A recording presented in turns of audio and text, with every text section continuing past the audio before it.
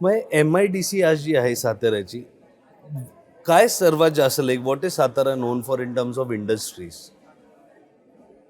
और सर्वात जास्त काय इंडस्ट्री आहे आहे तिथे? 2-3 गोष्टी आहेत. म्हणजे जर सुरुवातीपासून बघायला गेलं तर सातारा म्हटलो आपण किंवा सातारा, सांगली, कोल्हापूर हा रिजन जर म्हटलो तर तो ॲग्रो बेस्ड. Agro best.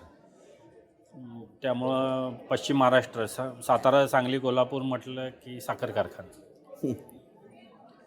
पण ते साखर कारखान्याकडं ते एक म्हणजे राजकीय किंवा ह्या दृष्टीनं बघितलं जातं. पण साखर कारखाना ॲज अ इंडस्ट्री जर बघितलं तर हे ट्रिमंडस एक फॅन्टॅस्टिक हे आहे. म्हणजे प्रोसेस जो आहे तो सगळा सगळ्या प्रकारचं इंजिनिअरिंग तिथं वापरलं जातं. करेक्ट. कुठल्याही मोठ्या आहे, म्हणजे सिमेंट इंडस्ट्री असू दे, कुठलीही असू दे, तशीच साखर कारखान्यातही ते सूतगिरणी असू दे, तसंच आहे ते.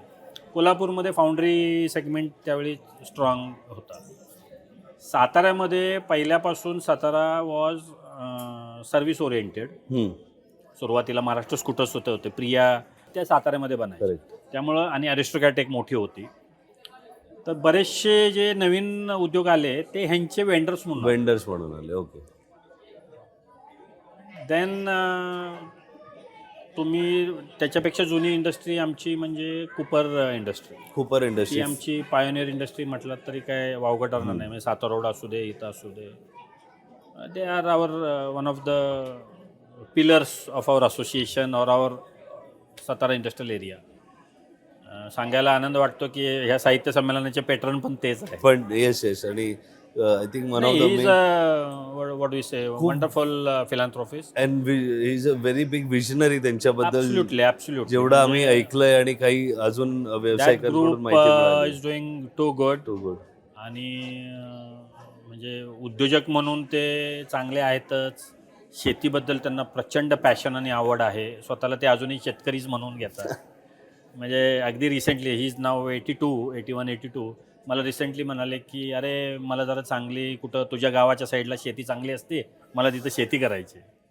Okay fine. म्हणजे ह्या एजमध्ये सुद्धा त्यांचा उत्साह बघितला तर खूप म्हणजे आपणही चार्ज होतो.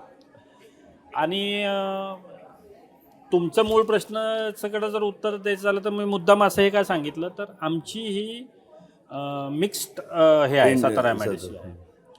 काही कालांतराने MSL बंद झाली, अरिस्टोकॅट शिफ्ट झाली. So you can say that came as a blessing in disguise. Okay.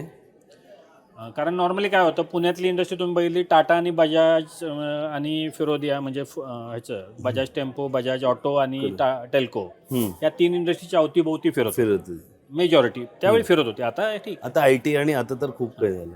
आमच्या वेळी MSL ह्या बंद झाल्यामुळे नवीन एंटरप्रेन्योर्स तयार झाले. Okay. They went on for their own products. आणि सांगायला अभिमान वाटतो की 50% आमची MIDC सर्व्हिस ओरिएंटेड आहे. 50% they are on their own products. म्हणजे quality wise, capacity wise they lack nowhere. Export oriented units आहेत. सो 50% तुम्ही म्हणू शकता की आमचे स्वतःचे प्रॉडक्ट्स आहेत. मग ते ऑटो कॉम्पोनंट्स असतील, इंजिनिअरिंगमध्ये आहे. म्हणजे 50% जर जो काही टोटल शेअर आहे आमचा मार्केट शेअर किंवा इंडस्ट्री शेअर, त्यातले 50% ऑटो कॉम्पोनंट आणि इंजिनिअरिंग सेक्टर आहे. काही ॲग्रो प्रोसेसिंगमध्ये आहे, काही फार्मा आहे आणि मशीन मॅन्युफॅक्चरिंग आहे. ओके.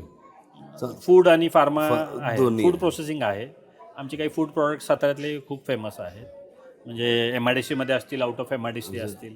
काय आमचा सातारचा कंदी पेढा तर आहेच. तुम्ही त्याचं वेगळं पॉडकास्टच करू शकता. इतकं आम्ही केला पण आहे पॉडकास्ट आणि आम्ही जिओ टॅगिंग पण आता करतोय. हो, आम्ही सांगू तेच मोदीचे जे कंदी पेढे आहेत ते आपले स्नॅक पार्टनरही आहेत. तर आज आपण जे पेढे आपल्या समोर आहेत आणि आपण ते सो त्याला it also goes a long way. So that is also one of the old industry of Satara. तर पण आमच्याकडे एक मिक्स कल्चर आहे. सो मॅन्युफॅक्चरेशन ऑफ साताराच्या माध्यमातून आम्ही we try to be a bridge between government and or the statutory bodies and industries किंवा bridge between industry and institutes.